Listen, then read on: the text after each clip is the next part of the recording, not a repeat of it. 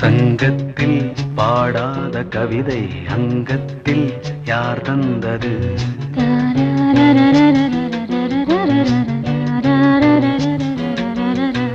சந்தத்தில் மாறாத நடையொடு என் முன்னே யார் வந்தது?